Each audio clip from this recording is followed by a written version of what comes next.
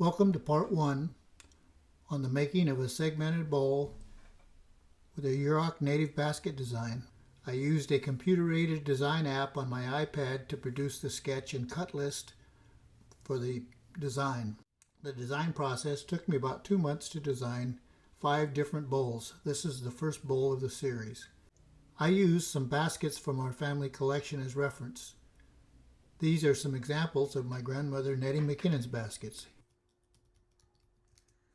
If you Google Nettie McKinnon Yurok and select images, some of Nettie's baskets are displayed. I used this design as my main inspiration for this project. Segmented bowls are made with pieces of wood cut to form a ring and then stacked and glued to make a bowl. The design is formed using individual pieces of wood glued together to form a segment. Then the segments are glued together to form a ring. The rings are then stacked and glued to form the bowl. This bowl took me about 8 days from beginning to completion.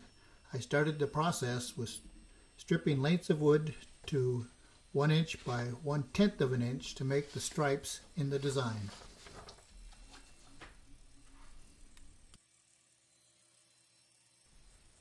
My table saw is a Saw Stop brand. If a finger gets too close to the blade, a cartridge under the table will activate and stop the blade and drop it below the table before a finger is cut.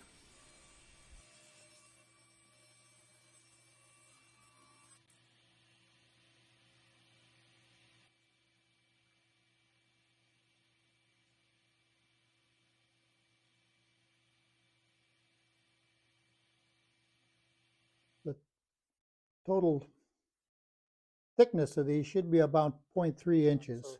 These stripes will actually make up these 3 in the center here. Designs. These stripes are used in more than one design. They're used in multiple designs.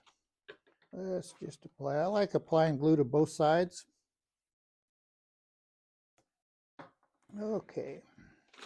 So I've got a piece of oak that's wrapped in the tape as well, just in case there's any glue out onto it. So we're just going to hold this right here till I get my next one ready, and this will start setting up. Glue doesn't take that long to set up. Let's just make sure these get as even as we can get them, just so we don't. Okay, let's glue up a couple more here.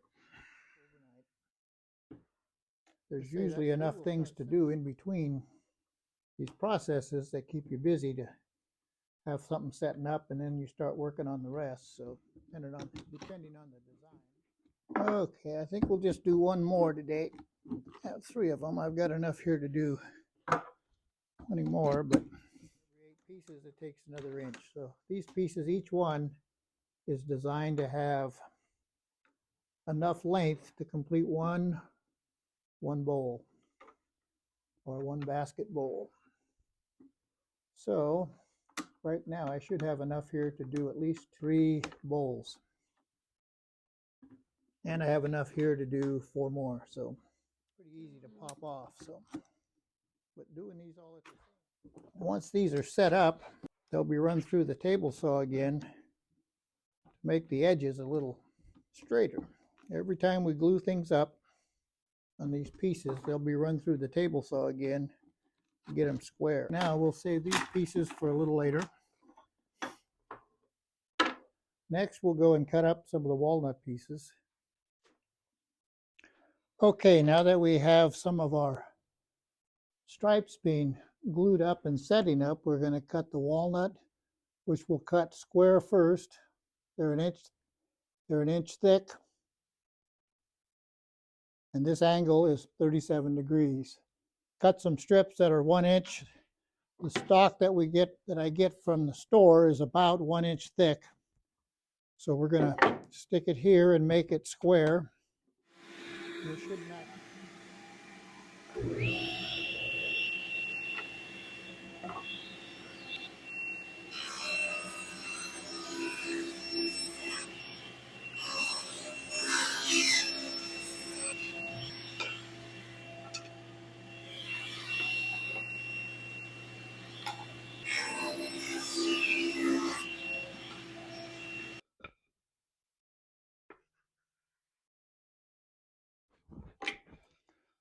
Okay, so we have a couple little pieces left over, but we don't throw any of these away. We'll use them for other projects. So now we'll cut these squares. So I've got some of these wooden jigs. I have a block in here glued at 1 3/4 inches, which is the exact size that we want to make all of these. And they're made a little bit bigger. One, so I have enough room to hang on to them when I'm working with the saw. And two, um, they need to be just a little bit longer when I go to cut the angles.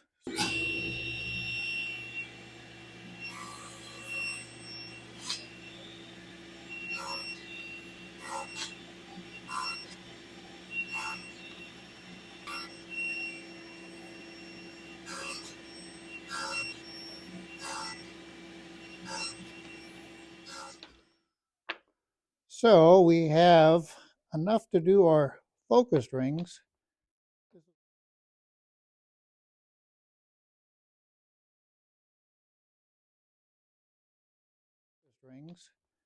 This is all the walnut we'll need for our project. We will need some more maple a little later on as we progress with the design. Now you can see one of the practice bowls I have just to practice to get the shape down, do a little gluing, and they're handy around the shop. So from the table saw, you can see these little fuzzies that are on here. They're usually on one side and not the other. So those have to be all hand sanded off. Well, they don't have to be hand sanded, but using this handy little sanding block, this wedge pops right out and holds that in with friction, but they're just handy to have around the shop. The best way to do this sanding is to do this. Turn on the Bose system.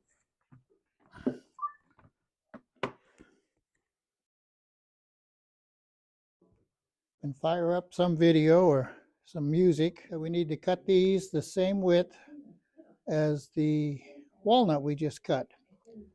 So I've got this little stop block just glued here with a piece of double-sided tape. So we're just going to put this here, and now we should be able to set the depth. Okay, cut some of these. For the top row, I need 3 is all.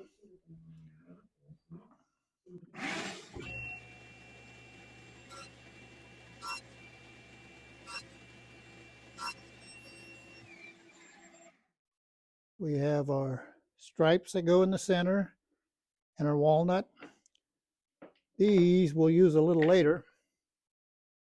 For right now, we're just going to do each one of these blocks, get glued from each side with the center, with the stripe in the center.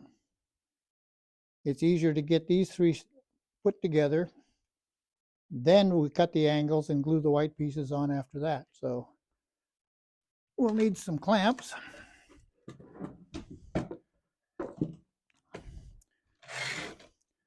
This gluing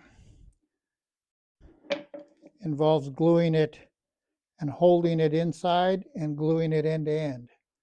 So that now, I think I forgot to notice, but while I was on the table saw, I actually put a mark on the top of these so that I keep the face grain all the same, going in the same direction. Horizontal around this way, and it looks similar. These clamps here are just to keep the ends doing. They're not doing any clamping this way. They're just done so that the pieces don't move around. Excuse me.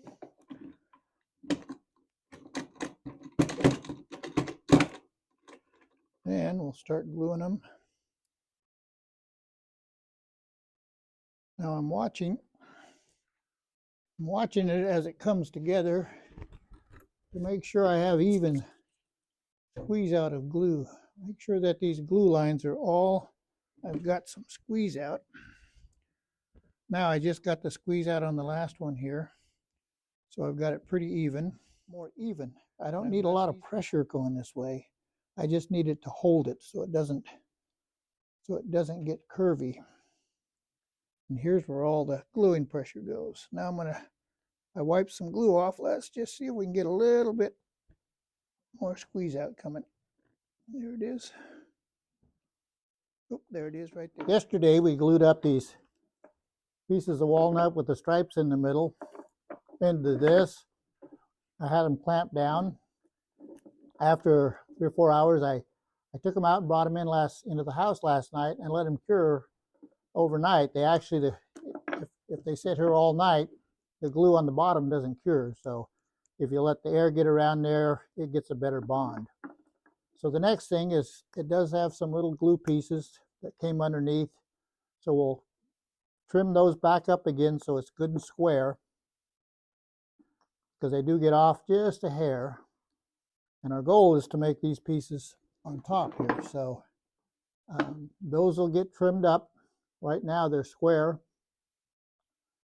Here's a bigger view of what this top layer is going to look like. This design was done on the iPad. This is the 3 rings. And when I talk about the rings, we're talking about these rings that are pieces that make up a circle that will be glued together as a circle. These designs will go in place of one of these. The design we're working on now is a 9-sided design with an 8-inch diameter. I can get three of these complete designs, 1, 2, and 3, to make a bowl.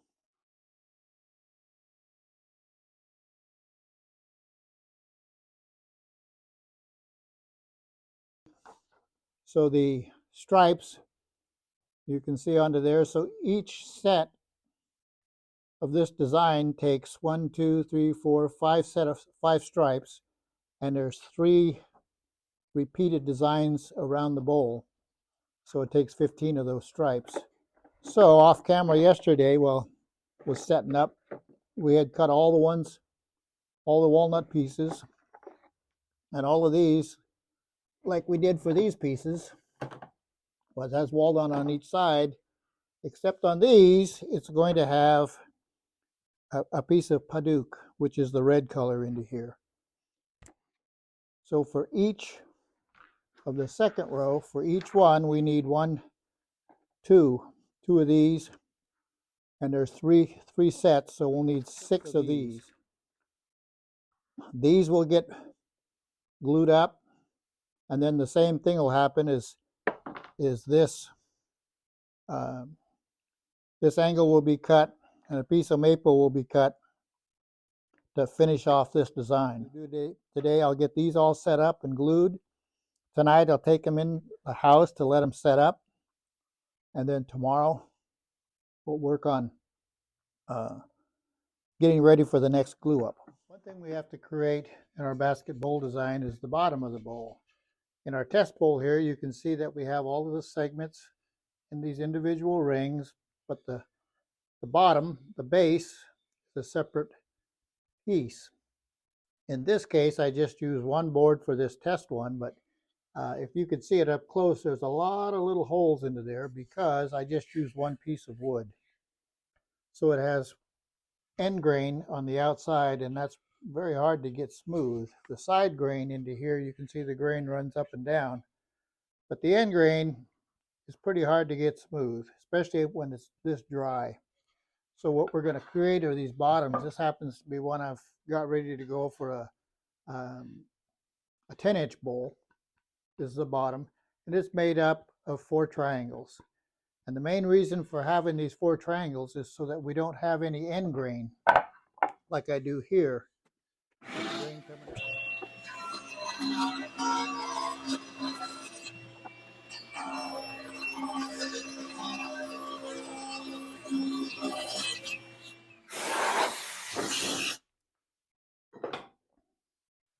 This gauge actually has the angle cuts for making, when it comes time to make the rings that we do, it has the angle cut for all the sizes of 4, 5, 6, 7, 8, up through 20 sides of rings.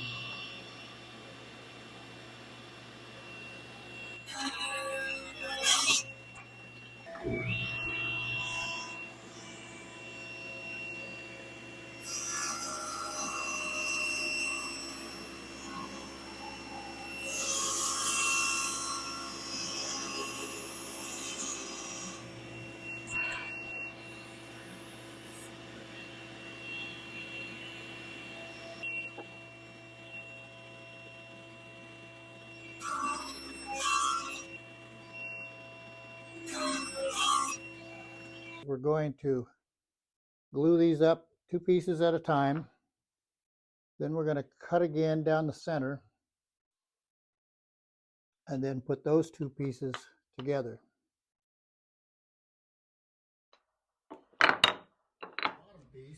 Yesterday we glued these 2 pieces together. We cut 4 pieces at 45 degrees, so I have 2 sides.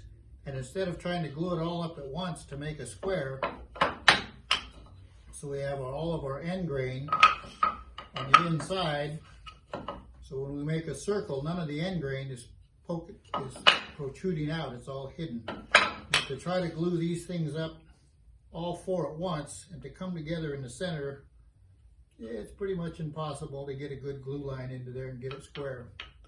So we glue these 2 up, and I have a jig specially made with a little runner into here, piece of plywood, and this blade, or this edge of this piece of plywood is right up against the blade, so it's called zero clearance.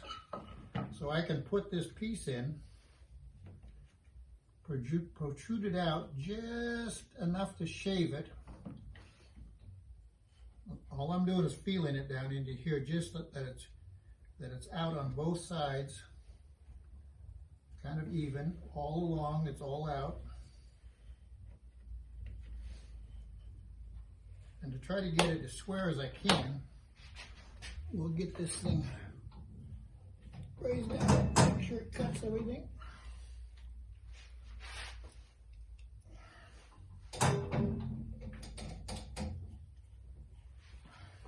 Now when we cut this, even if this is off one way or a little bit, it'll still be perfectly straight. When we cut this one, it'll be perfectly straight, and I'll be able to put these back together again. It's not important that this becomes a square. It's important that it becomes the bottom, which is a circle. All this out here will get turned away anyway when we do it. So it should be just touching here, and I can feel it over here, so let's give it a try. Should just shave it off a little bit.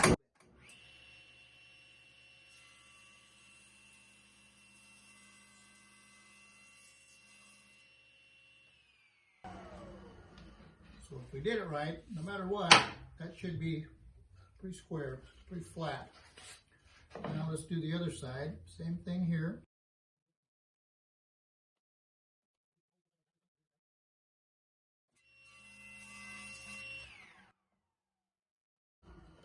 When we glue these 4 up,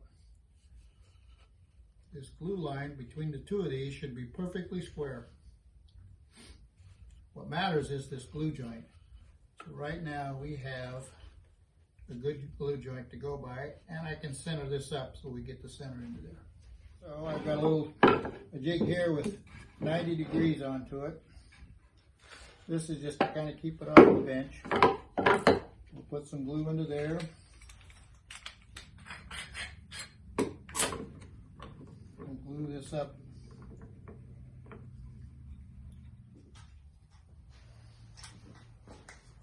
We'll get another clamp here so we can. So we'll glue it both ways, this way and this way. Okay.